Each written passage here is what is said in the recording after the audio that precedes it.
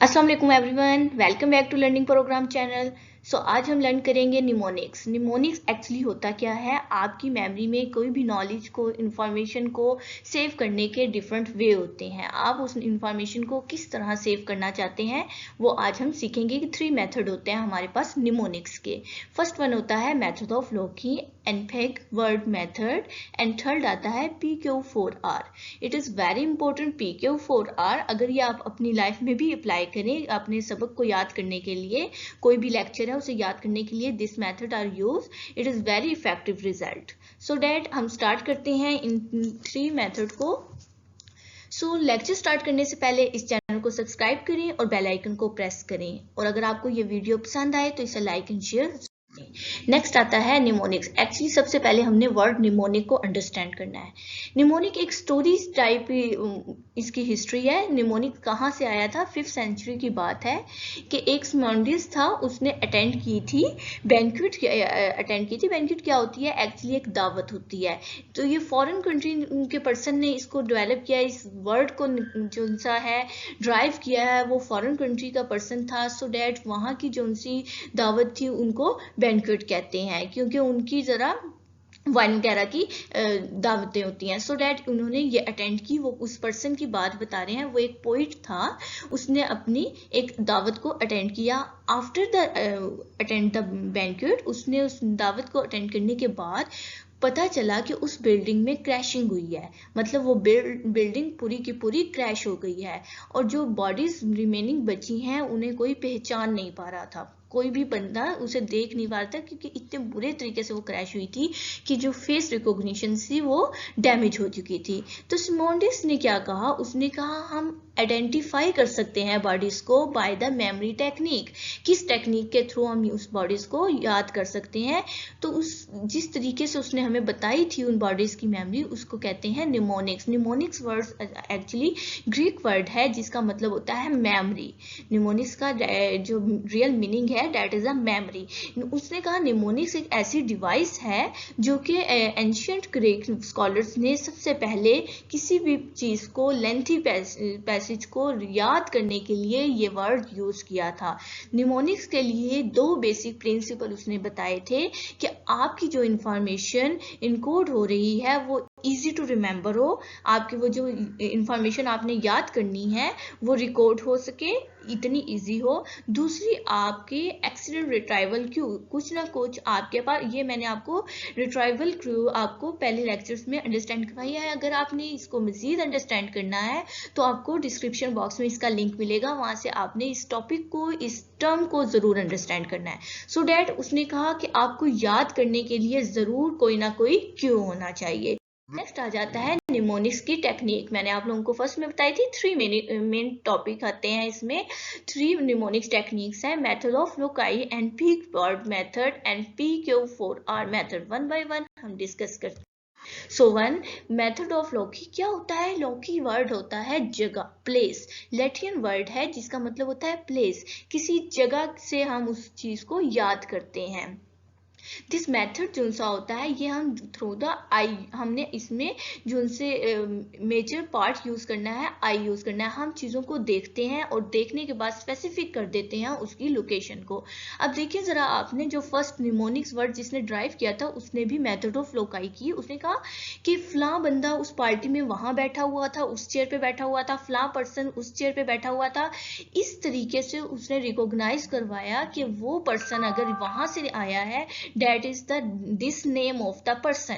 ठीक है, उसने ये मेथड यूज करके मेमोराइज किया अपने आप को कि क्या क्या, कौन कौन से पर्सन उस पार्टी में कहाँ कहाँ बैठे थे, तो उनकी जो सी डेड बॉडीज थी वो रिकॉग्नाइज हुई, अदरवाइज उनकी फेस से कोई रिकॉग्निशन नहीं हो रहा था। सो डैट इसमें मेन काम होता है मेथड ऑफ लोकाई में आपकी आई।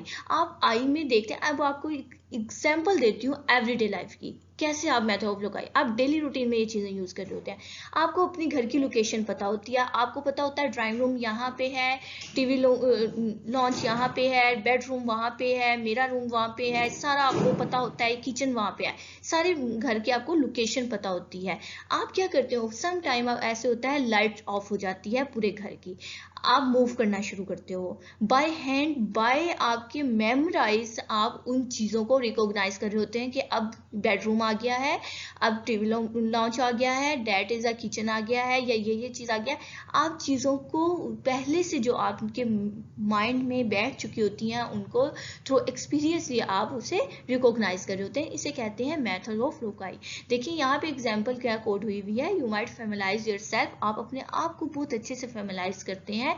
Various location around your house, आपके घर में क्या क्या चीजें किस किस लोकेशन पे पड़ी हुई हैं आपको पता होता है। फ्रंट साइड वॉल कहाँ है, फिर डोर स्टेप आता है, फिर फ्रंट डोर आता है, फिर टीवी रूम, ये सब। जैसे कि आपको स्क्रीन पे एक फिगर नजर आ रही होगी कि यह बेडरूम है, ये हमारा डाइनिंग टेबल है, यहाँ किचन है, यहाँ डॉग बैठा है, ये हमारा बेडरूम है। तो अगर आपके सम टाइम अगर लाइट चली भी जाती है तब भी आपको ये लोकेशंस याद रहती हैं और आप मूव कर सकते हैं। मुझे उम्मीद है कि आपको ये मेथड बहुत अच्छे से अंडरस्टैंड हो गया होगा। अगर आपको फिर भी इसमें कोई डिफिकल्टीज लगती है तो जरूर कमेंट करें। नेक्स्ट मेथड आता है fig word method. Fig word method बहुत ही मजे का मेथड है। समटाइम हमें कोई चीज बहुत ही टफ होती है, हमें याद नहीं हो रही होती। मैंने अपनी लाइफ एक्सपीरियंस में देखा है कुछ स्टूडेंट्स अपने लेक्चर को एज अ सॉन्ग बना के याद करते हैं। वो इतना मजे का सॉन्ग बना लेते हैं और फिर उस लेक्चर को याद कर लेते हैं। ये फिग वर्ड मेथड भी कुछ ऐसा ही है। इसमें आप अपनी चीजों को एक वर्ड दे देते हो, ठीक है।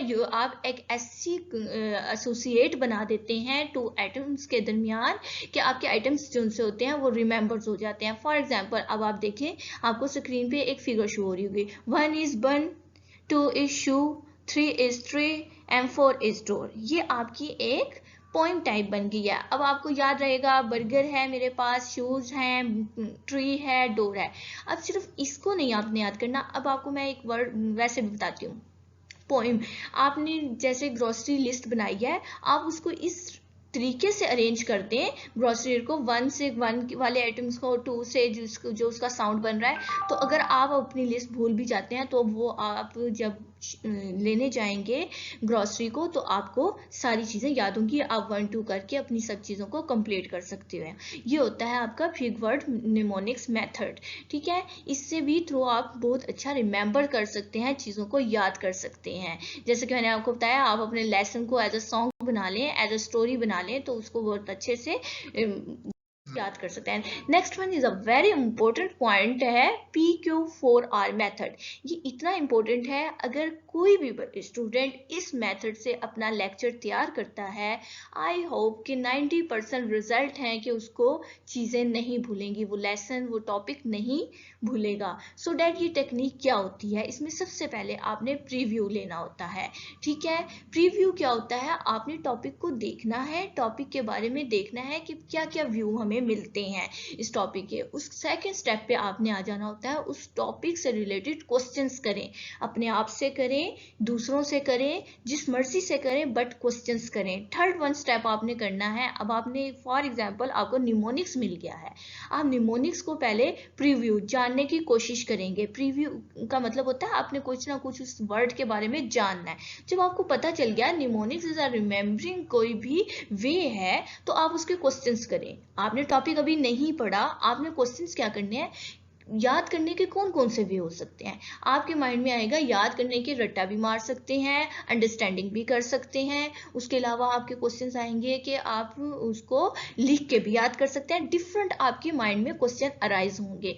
थर्ड वन होता है अब आपने उस टॉपिक को रीड आउट करना है। रीड करने के बाद आपको उस क्वेश्चंस के आंसर खुद ब खुद मिलने शुरू हो जाते हैं। जो क्वेश्चन आपके माइंड में अराइज हो रहे होते हैं, या कोई वो क्वेश्चन जो आपके फ्रेंड्स आपके साथ कर रहे हैं कि ये टॉपिक हमने पढ़ना है, इसमें ये क्वेश्चंस क्या होगा इनका आंसर, उन क्वेश्चंस के आपको आंसर मिलने शुरू हो जाते हैं। नेक्स्ट स्टेप आ जाता है आपका रिफ्लेक्ट। आपने उन क्वेश्चंस के आंसर्स को ठीक से मटेरियल्स में से ढूंढना होता है। उसके बाद आपने क्या करना होता है, रिसाइट। आपने उस जो मटेरियल आपको मिल गया है क्वेश्चन के आंसर, उसे लाउडली या रिटन फॉर्म में राइट डाउन कर लें, या उसको डीपली अंडरस्टैंड कर लें, या फिर उसे आउट लाउड, मैंने आपको एक टॉपिक पढ़ाया था आउट लाउड जो सा होता है वो कर लें, मतलब जोर जोर से आवाज से उसे पढ़ें, आपको वो चीजें याद हो जाती हैं। नेक्स्ट वन आपका लास्ट आता है, आप उसे रिव्यू लाजमी करें। जब आपका पूरा प्रोसीजर हो गया, आपको याद हो गया है या आपने याद करके लिख लिया है, या आपने ऊंची आवाज में याद कर लिया है, या आपने उसको टॉपिक को अंडरस्टैंड कर लिया, डीपली अंडरस्टैंड कर लिया उसकी हर टर्म्स को। एंड में रिव्यू लाजमी करें, after a some hours, after a some days, after a month, उसे रिव्यू लाजमी करें। It is a very important point. अगर आप रिव्यू नहीं करेंगे वो मटेरियल आपके शॉर्ट टर्म मेमोरी में दोबारा से रिटर्न हो जाएगा। सो मस्ट बी रिमेंबर डैट कि आपने रिव्यू लाजमी करना है। ये आपके पास निमोनिक्स के 3 मेथड आते हैं। आई होप आपको बहुत मजा आया होगा इस लेक्चर को अंडरस्टैंड करने में। It is very important and easy method for the mnemonics way. Mnemonics में अगर आप PQ4R यूज करते हैं तो वैसे जो सा मेथड ऑफ लॉकी है वो तो हम एवरीडे लाइफ में भी बहुत यूज करते हैं, और जो मेथड ऑफ पीक है वो सम स्टूडेंट्स जो से होते हैं जो उस वे में बहुत क्रिएटिव माइंडेड होते हैं वो यूज कर सकते हैं। मोस्टली स्टूडेंट्स उससे दौड़ते हैं। सो डैट आप ये मेथड यूज करें PQ4R। ये मेथड इफेक्टिव है, इसके रिजल्ट्स बहुत इफेक्टिव हैं। रिसर्च इसको साबित करके दिखाती है कि ये मेथड बहुत इफेक्टिव है। अगर आपको ये वीडियो पसंद आए तो इसे लाइक एंड शेयर जरूर करें, और इस चैनल पर अगर आप न्यू हैं तो उसे सब्सक्राइब करना मत भूलें। सो अल्लाह हाफिज।